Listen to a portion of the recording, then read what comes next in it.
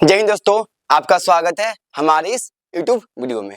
तो आज की इस वीडियो में हम बात करेंगे कंप्यूटर हार्डवेयर के बारे में और इस हार्डवेयर में हमने एक पार्टिकुलर वीडियो को चूज किया है। देखिए, हमारा जो कंप्यूटर होते हैं उसके दो कंपोनेंट होते हैं। जो भी हमारा कंप्यूटर है उसके दो कंपोनेंट होते हैं। एक होता है हमारा सॉफ्टवेयर और एक होता है हमारा हार्डवेयर।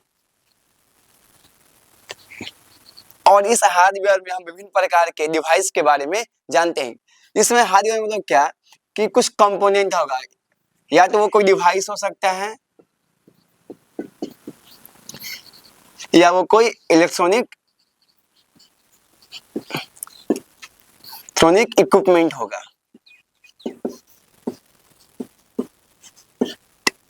हो सकता है। तो हम हार्डवेयर में इन्हीं सब के बारे में जानते हैं। आज का जो हमारा डिवाइस होगा वो होगा हमारा इनपुट डिवाइस, जिसके बारे में हम इस वीडियो में चर्चा करेंगे। देखिए, अगर हम बात करें कि इनपुट डिवाइस क्या होते हैं, तो वैसे डिवाइस जो यूजर से क्या करता है, वो यूजर से कुछ इंफॉर्मेशन को लेता है और इसको भेजता है कंप्यूटर के पास। मतलब कोई डेटा होगा हमारा, वो क्या करेगा, यूजर से लेके ये कंप्यूटर से के पास भेजेगा। और इसका ये भी काम होता है कि जो लैंग्वेज है, जैसे अगर हम कोई कमांड देते हैं या कुछ हम बोलते हैं कंप्यूटर के, तो वो क्या होता है, वो जो है वो हमारा होता है high level language. High level language, देखिए हाई लेवल क्या होता है, तो जो हमारा हिंदी हो गया, इंग्लिश हो गया, मराठी हो गया, गुजराती हो गया, जिसमें ह्यूमन बीइंग बात करता है, जिसमें मतलब हम लोग बात करते हैं, उसको हम बोलते हैं हाई लेवल लैंग्वेज। तो जो हम जिसमें बात करते हैं वो क्या होता है, हमारा हाई लेवल लैंग्वेज होता है। लाइक यहाँ पे हो गया हिंदी, इंग्लिश, बाकी अदर लैंग्वेज। तो जो हम आप देखते हैं कि आपका जो मोबाइल होता है उसमें क्या होता है कि आपको देता है एक भाषा चुनने का ऑप्शन। उसके बाद आपने जो भाषा चूज किया है उसी से आप क्या करते हैं, आप अपने कंप्यूटर के साथ इंटरेक्ट करते हैं, उसको बताते हैं। लेकिन जो कंप्यूटर है वो हमारा हिंदी इंग्लिश नहीं समझता है, वो समझता है 0 और 1 के फॉर्म में। इसी को हम बोल देते हैं मशीन लैंग्वेज। अब बस अब इतना ही समझिए मशीन लैंग्वेज क्या होता है। तो इसका काम क्या होता है, जो हमारा इनपुट होता है उसका ये भी काम होता है कि उसको क्या करना, मशीन लैंग्वेज में चेंज कर देना। जैसे अगर बात करें तो हमको कोई काम करवाना है तो हम क्या करते हैं, अपने मदर टंग में बोलते हैं और वो अगला आदमी समझ जाता है। तो वहां पे कोई हमको ट्रांसलेटर की आवश्यकता नहीं होती। लेकिन आप किसी अदर देश में चले गए या फिर अदर अपने इंडिया की बात करें तो अदर राज्य में चले गए, तो वहां पे आपका जो गैप है उसको फिल करना होता है।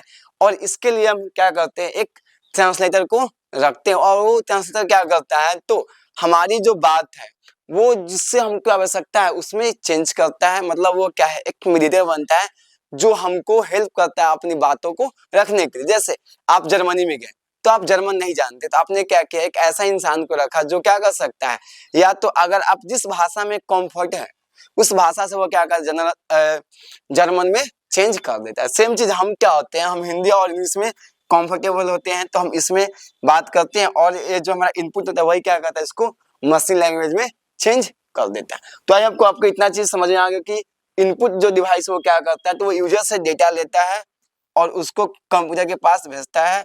और अगर वो हाई लैंग्वेज में हम लोग देते हैं और उसको मशीन लैंग्वेज या इसको बोलते हैं लो लेवल लैंग्वेज में चेंज करता है। लो लेवल मतलब 0 और 1 के फॉर्म में, और जो है कंप्यूटर वो यही भाषा समझता है।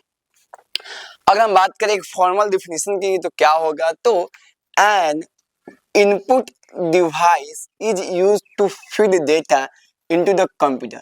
मतलब इसका हम यूज इसलिए करते हैं ताकि जो हम डेटा है वो अपने कंप्यूटर को फीड करा सके, मतलब उसको बतला सके, उसको समझा सके कि हम क्या चाहते हैं।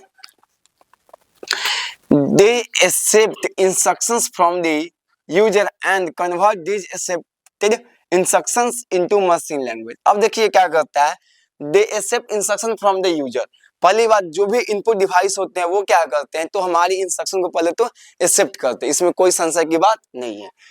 And convert this accepted instruction into machine language, और इसको कन्वर्ट भी करता है किसमें, तो मशीन लैंग्वेज में। मतलब जो 0-1 के जो भाषा होता है उसमें इसको क्या करता है, कन्वर्ट भी करता है। मतलब पहला तो यूजर से क्या लिया कि तुम क्या चाहते हो, हमने वो अपने भाषा में बता दिया। अब उस भाषा को चेंज करेगा उस भाषा में जिसको कंप्यूटर समझता है, और कंप्यूटर किसको समझता है, मशीन लैंग्वेज को, या 0 और 1 फॉर्म जिसको हम बोलते हैं बाइनरी लैंग्वेज। बाइनरी क्यों, क्योंकि इसमें दो ही डिजिट होते हैं, 0 और 1। तो एक चीज, तो जैसे अगर हम कुछ कॉमनली जो यूज्ड होते हैं उसकी बात करें तो आपका हो गया keyboard, mouse, trackball, joystick, light pen, pen touch, bar reader, OMR, smart card reader, biometric sensor, scanner और वेबकैम। जैसे इसमें से हम एक उठाते हैं कीबोर्ड को,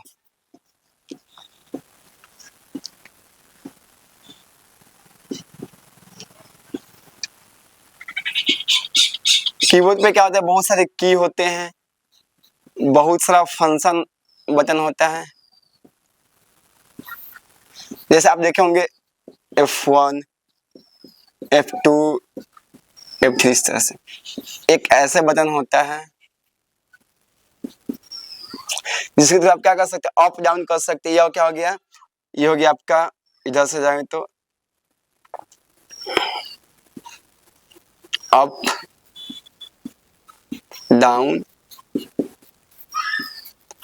राइट, लेफ्ट।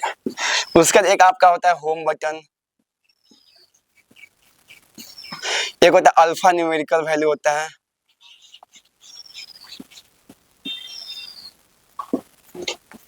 तो इस तरह से क्या होते हैं, जब हमारा कीबोर्ड होता है उसमें बहुत सारे क्या होते हैं, की होते हैं, फंक्शंस होते हैं, और इन सारे फंक्शन का हम यूज इसलिए करते हैं ताकि हम इफेक्टिवली क्या करें, कंप्यूटर को अपनी बात को समझा सके। जैसे अगर हमको लेफ्ट शिफ्ट करना है तो इधर करेंगे, अगर ऊपर जाना टॉप में जाना है सॉरी टीओपी टॉप, तो ऊपर के बटन का यूज करेंगे।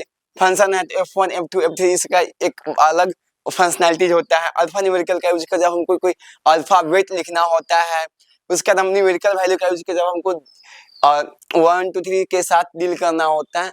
तो इन सारी चीजों का हम यूज इसलिए करते हैं ताकि हम अपनी बात को कंप्यूटर को बता सके कि हम एक्चुअल में क्या चाहते हैं अपने कंप्यूटर डिवाइस से। माउस की बात कीजिएगा तो माउस का यूज हम इसलिए करते हैं ताकि हम क्या हो, मूव कर सके, अपना जो कर्सर होता है, जो एरो होता है उसको मूव करा सके एक पॉइंट से दूसरे पॉइंट पर, और जहां पे हमको काम करना हो वहां पे हम क्लिक करके हम क्या कर सके, ओके बटन दबा के क्लिक करके हम उस फंक्शंस को, जो फंक्शनैलिटी है, वो जो फीचर्स है, उस फीचर्स का यूज हम कर सके। अब आपके पास सामने होगा ट्रैक बॉल। ट्रैक बॉल क्या, माउस का ही एक अल्टरनेट ऑप्शन है।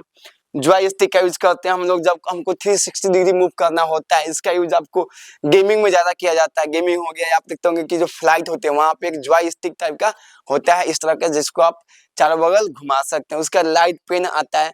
लाइट पेन आपको मेनली यूज किया जाता है, आप बोल सकते हैं कि और पेन टैब में ज्यादा यूज किया जाता है, जहां पे आप क्या करते हैं, ड्राइंग बनाना हो, ग्राफिक डिजाइनिंग करना हो, तो इसमें क्या करते हैं, आप लाइट पेन का यूज करते हैं। टच पेन का यूज कब करते हैं, टच पैड हो गया, टच पेन तो अगर आपको डिस्प्ले पे देखना है, जैसे आज हमारे पास क्या है, टच स्क्रीन अवेलेबल है जहां से आप सीधे लिख सकते हैं। जैसे हम पेन एंड पेपर पे लिखते हैं उस तरह से लिख सकते हैं।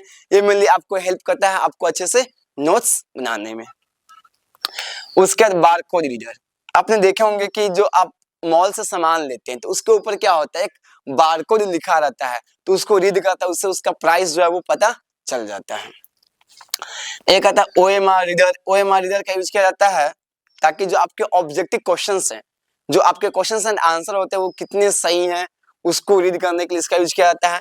कोई आंसर्स को चेक करने के लिए भी इसका हम यूज करते हैं।